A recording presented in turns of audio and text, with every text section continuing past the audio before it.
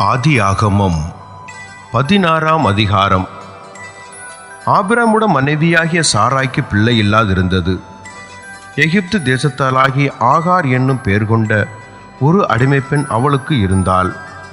சாராய் ஆபிரகாமை நோக்கி, நான் பிள்ளை பெறாதபடிக்கு கர்த்தர் என் கற்பத்தை அடைத்திருக்கிறார். என் அடிமை பெண்ணோடே சேரும், ஒருவேளை அவளால் என் வீடு கட்டப்படும் என்றாள். சாராயின் வார்த்தைக்கு ஆபிரகாம் செவி கொடுத்தான்.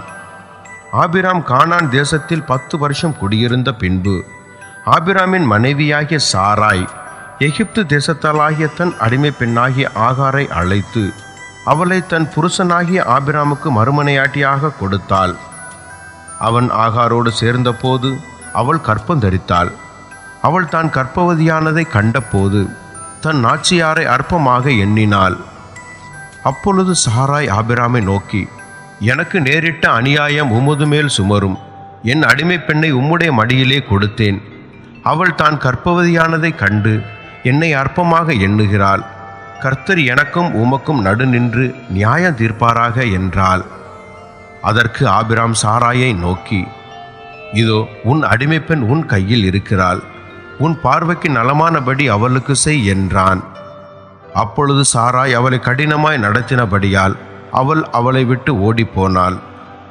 கர்த்தருடைய தூதரானவர் அவளை வனாந்திரத்திலே சூருக்கு போகிற வழியருகே இருக்கிற நீரண்டையில் கண்டு, சாராயின் அடிமை பெண்ணாகிய ஆகாரே, எங்கே இருந்து வருகிறாய், எங்கே போகிறாய் என்று கேட்டார். அவள், நான் என் நாச்சியாராகிய சாராயை விட்டு ஓடிப்போகிறேன் என்றாள். அப்பொழுது கர்த்தருடைய தூதனானவர், நீ உன் நாச்சியாரண்டைக்கு திரும்பி போய் அவள் கையின் கீழ் அடங்கியிரு என்றார்.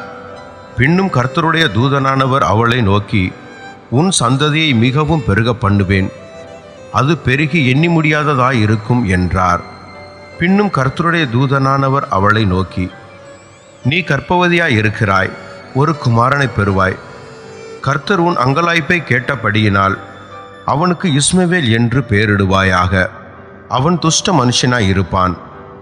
அவனுடைய கை எல்லாருக்கும் விரோதமாகவும் எல்லோருடைய கையும் அவனுக்கு விரோதமாகவும் இருக்கும். தன் சகோதரர் எல்லாருக்கும் எதிராக குடியிருப்பான் என்றார். அப்பொழுது அவள், என்னை காண்பவரை நானும் இவ்விடத்தில் கண்டேன் அல்லவா என்று சொல்லி தன்னோடே பேசின கர்த்தருக்கு, நீர் என்னை காண்கிற தேவன் என்று பெயரிட்டாள். ஆகையால் அந்த துறவு பெயர் லகாய்ரோயி எண்ணப்பட்டது.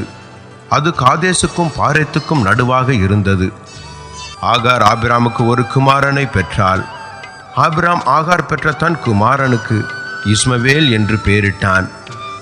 ஆகார் ஆபிராமுக்கு இஸ்மவேலை பெற்ற போது ஆபிராம் 86 வயதாயிருந்தான்.